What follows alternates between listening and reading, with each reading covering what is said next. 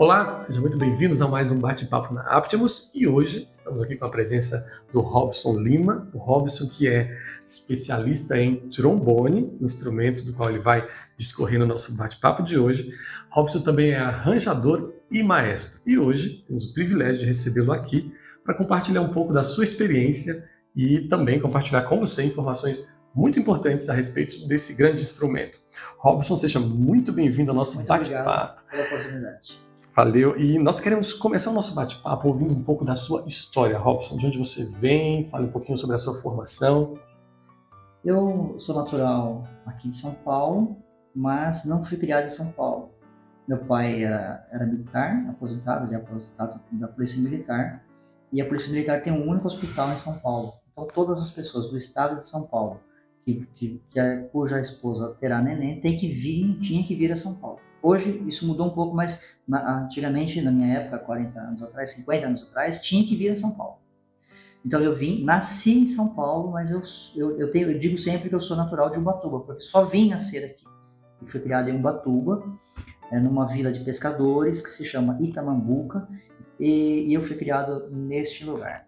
E como que eu encontrei a música, né? Tinha uma igreja, Assembleia de Deus, lá na cidade, na igreja em Ubatuba, no centro da cidade. Tinha uma igreja estruturada, com uma banda que nos encantava, uma banda marcial, mas tocava na igreja. Então na banda tinha o seu zabumba, tinha a caixinha de guerra, o prato, né? E tinha trombone, tinha eufônio, chamavam de bobardinho, tinha tuba, aquela tuba sousafone, duas, parece, ou três daquela, né? Então, eles tocavam sempre o inário dos pentecostais, que é a harpa cristã, e isso me fez gostar da música. Daí o meu objetivo era tocar na banda, né? Mas a banda estava na cidade. Então, como que a gente ia fazer para tocar na banda? Daí meu pai tinha aprendido trompete, porque minha mãe era natural de lá, né? Meu avô. Então, assim, pessoas mesmo que tinham uma vida quase de indígena, assim. A gente caçava, pescava e plantava. Então, meu pai era fotógrafo e daí ele congregou em São Paulo, numa igreja que tinha banda, e ele tocava trompete nessa igreja. E daí meu pai solicitou foi na sede, que era o central da igreja da cidade, ainda chamava sede, né? Que tinha a banda, né? E pediu lá uns instrumentos que estavam parados. E tinha. Daí eles mandaram para nós um trombone quebrado, um trompete quebrado também e uma requinta em mi bemol. Imagina a salada que deu isso, porque a gente não entendia as questões da transposição e tal, né? Meu pai era uma pessoa que sempre dava jeito em muitas coisas. Então chegou o instrumento, meu pai sabia a escala do trompete, e aí a gente ia fazendo, onde que é dó. Então você vai fazendo aquilo, sabe? Aquela coisa de ninguém sabe nada, então vamos tentar fazer alguma coisa. E daí eu experimentei o trompete, não consegui tocar. E experimentei o trombone também de cara, não consegui tocar. Mas a requinta, a hora que eu soprei, saiu som, porque é um instrumento de embocadura diferente, né? Então só basta o ar, sai som, né? Então eu me esforcei um pouco mais e consegui tirar o som do trombone, mas eu tinha aí meus 8 anos de idade. Sobre o estudo do trombone propriamente, você começou então meio que autodidata, certo? Sim. E como foi o início dos seus estudos formais de trombone? A quem você teve de recorrer?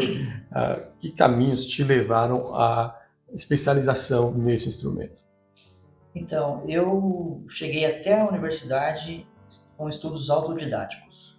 E foi muito ruim isso, porque eu cheguei com um monte de problemas. Muitos problemas. Problemas de respiração, problemas de embocadura, problemas de coluna de ar, instável, muitos problemas. Quando eu fiz 15 anos, eu quis estudar processamento de dados. Na cidade não tinha esse curso. Daí eu vim para São Paulo, eu tinha 14 anos. Então eu trabalhava de dia, e fazia minha comida, lavava minha roupa, eu me virava, eu tinha só 14 anos. Veja como o país mudou, né? Hoje tem homem de 30 anos que não sabe lavar louça, né? Então, daí eu trabalhava de dia e estudava de noite. Daí quando eu cheguei em São Paulo, foi um choque de realidade. Porque lá no mato, eu tocava bem, muito bem, né? Mas quando eu cheguei em São Paulo, eu não consegui tocar com o pessoal. E eu cheguei na igreja, né, fui recebido na igreja, porque a igreja, a Assembleia de Deus é muito grande, Sim. né? Então, assim, é muito importante isso socialmente dizendo, né? Porque você sai lá do mato e é recebido ali. Então, aquela questão de distanciamento que você tem da sua família é compensada Sim. porque você arruma imediatamente centenas de irmãos Sim. que vão te visitar e que abrem a sua casa para ser Se torna sua visitados. família, né? Então, isso tudo. E quando eu cheguei, daí eu sou trombonista. Então, bora, tá? Tem arrumado um trombone para mim, porque aquele trombone ficou lá, né? Daí no primeiro ensaio eu não consegui nada, tocar nada daquilo, né? E porque eles tocavam arranjos de banda, né? E já, assim, de um maestro Quirante, que foi uma pessoa muito importante na minha dissertação de mestrado. E os arranjos deles, assim, para meu nível, era muito complexo. Então, como que eu resolvi isso? Daí eu fui pedindo ajuda, e aí fui aprendendo com colegas que tocavam trombone na banda da igreja. Mas esses colegas já eram pessoas, assim, instruídas, porque tinha naquela época, isso eu estou falando há muitos anos atrás, o que hoje é EMESP, naquela época era o ULM. Então, essas pessoas estudavam, aí começaram a me ensinar alguma coisa. Olha, não é assim que é o vocal. Olha, tá faltando ar. Então, vamos treinar isso, vamos treinar aquilo. Olha, vamos tocar aqui uma escala e tal. Então, essas coisas eu fui aprendendo com essas pessoas. Quando eu cheguei na universidade, daí eu tive um professor que teve misericórdia de mim. Porque eu passei no vestibular, no teste de trombone também toquei, estudei aquilo, mas só fazia aquilo, né? E Donizete Fonseca, que é um grande professor de trombone no Brasil, ele disse para mim: filho, você tem muitos problemas. Muitos problemas. Respiração, bocadura errada, posição errada, segura o trombone errado, você tá muito problema. Então essa é a má notícia, ele falou para mim. A boa notícia é que eu também vim da igreja. E eu tive todos esses problemas que você tem. Eu sei como resolvê-los. E como o professor teve paciência comigo, nós vamos ter paciência, mas não vai ser vida fácil sua, não. Você vai ter que ralar para dar conta de acompanhar o curso aqui. E foi isso. Desafio. Que orientações você daria, então, para o interessado em aprender um instrumento? O que não se deve fazer? E o que, na verdade, qual o melhor caminho que vai dar para ele, depois de uma posterior independência nos estudos, segurança e subsídio para desenvolver de verdade no instrumento? Primeira coisa que a pessoa não deve fazer é: você não deve adotar o YouTube como fonte segura. Não deve. Porque eu cobro as minhas aulas, né? Então, às vezes eu dou algumas aulas, né? Mas é um caso muito especial. E você deve estranhar a pessoa que doa essas aulas na internet. Estou ensinando aqui de graça porque eu sou milionário, então eu tenho que dividir meu dinheiro com as pessoas e vou dando as aulas de graça. Então essas pessoas que vão para o YouTube dar aula de trombone, geralmente não são trombonistas confiáveis. Existem alguns trombonistas confiáveis que fazem isso de boa vontade, existem, mas você não saberá selecionar digitando no Google aula de trombone. Então, primeira coisa, não deve procurar aprender com o Google, com o YouTube. Certo. Deve procurar um professor que tenha, no mínimo, passado por uma escola técnica. Só salientando, o iniciante, então, não teria a informação básica para distinguir aquilo que é de fato útil daquilo que, na verdade, vai prejudicar o desenvolvimento dele posteriormente. Isso fica bem claro. Porque a questão, Zé, é que é o seguinte: a base do aprendizado do trombone são a vibração e a embocadura, a construção da embocadura. Isso é uma coisa tão complexa que tem músico profissional que construiu a embocadura errada e continua com a embocadura errada, porque depois não dá para consertar. Então, se você vai sofrer a vida inteira com uma embocadura errada, meu conselho de amigo é que você não faça isso, construa corretamente. E só vai construir corretamente com alguém que teve uma base técnica muito boa para aprender isso. Maravilha. Robson, então, partindo para uma parte mais prática, né? Uma vez que talvez haja aqui alguns dos nossos inscritos que nunca viram o instrumento em seus detalhes ou nunca ouviu um solo especificamente feito no trombone. Então vamos ter um tempinho agora apresentando esse instrumento, tocando um pouco e apresentando para o pessoal a beleza do som desse instrumento.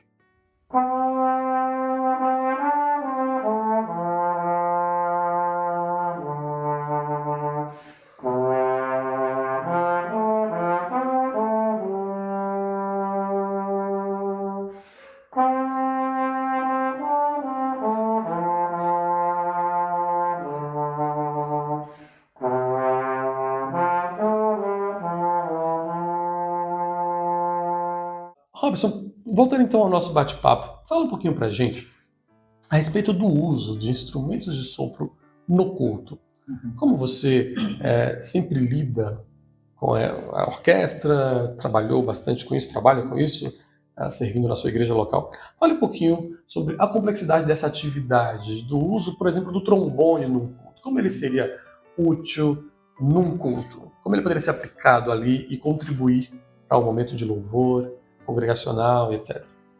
Bom, a observação que eu farei sobre o trombone serve para todos os demais instrumentos usados no culto.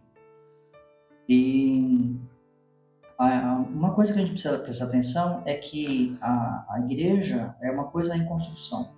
Agora está em desconstrução, mas foi sempre em construção. Né? Martinho Lutero, ele achou interessante que se valorizasse o texto, porque o texto cantado deveria ser a palavra. Também não é mais, hoje você sabe, mas deveria ser a palavra. Então, sendo a palavra ou sendo uma outra coisa qualquer que foi inserida no culto moderno, eu estou falando dos conteúdos dos hinos, que não são mais biblísticos, né? Então, o pessoal vai fazer colocar algum texto que faz mais parte de uma motivação do que da expiação de Cristo, da morte de Cristo, do quanto isso é importante e do quanto é necessário que nos arrependamos. Mas vamos considerar que seja o texto correto que está nos hinos. O mais importante é o texto.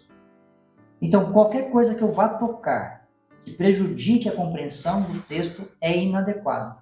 E o trombone é muito perigoso, porque ele pode fazer partir de um som suave para um som arrepiante, que ninguém escuta mais nada no seu trombone. Então, a pessoa executando o trombone no culto, ela tem que ter esta avaliação própria, de que se o instrumento dela está colaborando para que o texto seja compreendido, ou está atrapalhando a compreensão do texto. Esse é o primeiro ponto que tem que ser observado.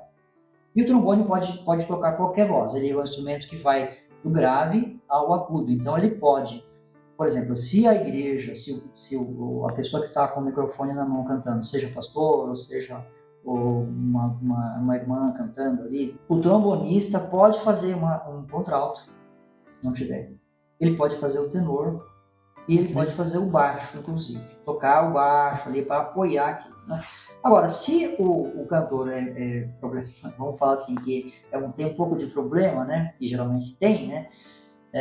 Canta desafinado, erra as notas, então aí o trombone pode tocar a melodia junto com aquela pessoa, e aí a pessoa vai seguir o trombone, então, em vez de ser o soprano, né? Então, é uma pessoa cantando, seguindo o trombone. Então, essas são coisas que a gente pode fazer. Um instrumento, portanto, bastante versátil, né? Muito versátil. Para as congregações que nunca tiveram um instrumento de sopro no culto, alguns podem estranhar quando chega alguém lá com aquele instrumento para tocar no culto. Será que isso aqui vai ser adequado ou não vai ser adequado para o culto? Sempre surge essa discussão quando aparece um instrumento que não é comum em determinada congregação. Fale um pouquinho a respeito do uso dos instrumentos de sopro, talvez algum panorama bíblico sobre o tema, algo que você já tenha meditado a respeito, para que as pessoas sintam um pouquinho mais de tranquilidade, de liberdade, né? De chegar com um instrumento de sopro numa congregação, que esse não seja o costume. Bom, O instrumento de sopro na Bíblia era muito diferente do que nós temos hoje, né? É óbvio, né? Revolução Industrial, a primeira, depois a segunda Revolução Industrial, 1750, daí para frente, tudo foi muito aprimorado, né? Mas o trombone é um instrumento muito antigo, né? Chamava-se de sacabucha. Então se imagina que desde a antiguidade, ou de muito tempo atrás, até hoje, ele não avançou muito, porque ele era eu falo que ele é o instrumento mais perfeito que já foi feito, é o trombone, né? Não é puxar sardinha esse instrumento. Porque não precisou de ajustes, né? Então, os outros precisavam de muito ajuste para, por exemplo, a trompa, né? A trompa, ela era um chifre que precisou de ajustes, né? Depois foram fazendo mais voltas para ter todo o cromático, né? Então, mas na Bíblia, se você for lá olhar em Números, quando o povo decide partir pelo deserto, Deus orienta o povo a fazer 2 trombetas de prata.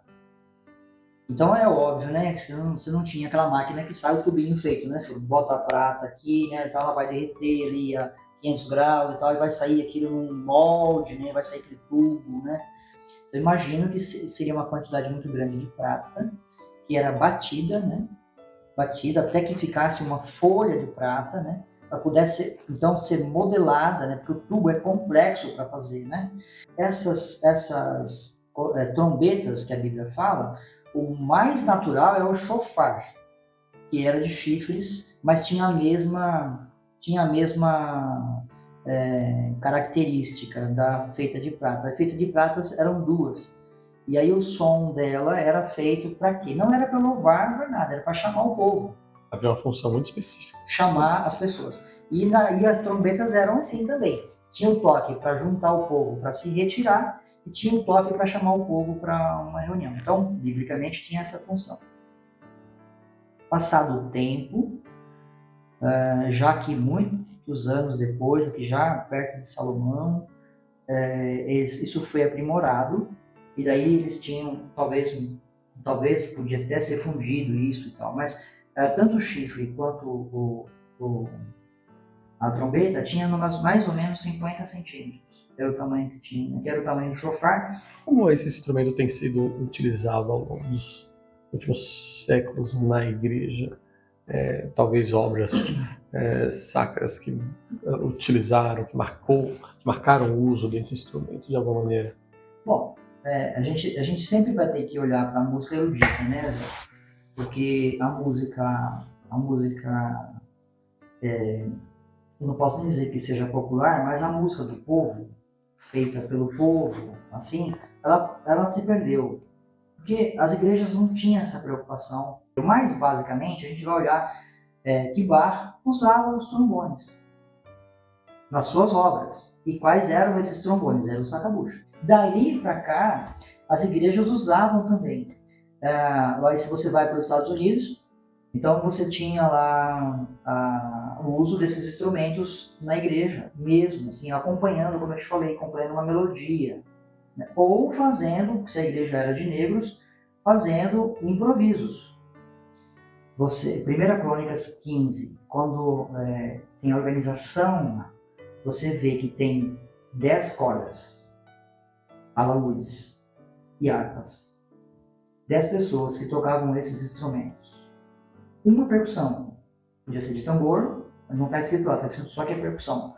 Mas se você vai em 1 Samuel, você vê que eram tambores. Então você tem uma percussão, veja o equilíbrio disso. E você tem 2 trombetas, possivelmente chofar. Então você percebe o equilíbrio? Se você bota 10 trombones, vamos dizer que o chofar é um trombone, você põe 10 trombones e uma flauta, você põe 10 trombones e uma corda, você põe 10 trombones e um cantor, daí você destrói o texto, né? Mas tem em 2 Crônicas tem uma outra reunião, eles têm a ideia de colocar todos os cantores, todos os levitas que eram especialistas, né? Não é aquele cara que acorda, sou cantor, né? Então você pensa, as pessoas cantando, pessoas com, talvez tinham técnica de respiração, técnica vocal, cantando uníssono, né? O Senhor, cantando isso, 280, quantos instrumentos precisa? Daí está escrito na Bíblia que foram 120 trombetas, talvez de chifre, não aquelas duas, né? Então, essa questão que é importante que os irmãos saibam é saber equilibrar isso, né? Ah, mas eu tenho 10 trombonistas, como é que eu faço? Ó? Eu excluo 8, tiro da igreja, boto na rua? Ô, gente, não, faz uma escala aí, ó. Bota um para tocar domingo de manhã, outro para tocar domingo de noite, um para tocar na terça, na quinta, que ninguém vem, na quarta, o culto sei lá, na ACM, Mulheres Cristãs, bota aí, MCA, né? Bota espalha isso, né? Pode aproveitar todo mundo, que não pode botar 10 trombones com uma pequena voz soprano, cantando sem volume, sem nada, porque aí você acaba com o culto. Faltou equilíbrio. Maravilha. Robson, então após ter dado esse panorama muito interessante a respeito do trombone, vamos ouvir um pouquinho mais então? Vamos. E aí com um pouco mais de trombone a gente finaliza o nosso bate-papo de hoje e você fica então convidado para o nosso próximo bate-papo. Muito obrigado, Robson, e vamos ouvi-lo agora um pouquinho mais. Vamos.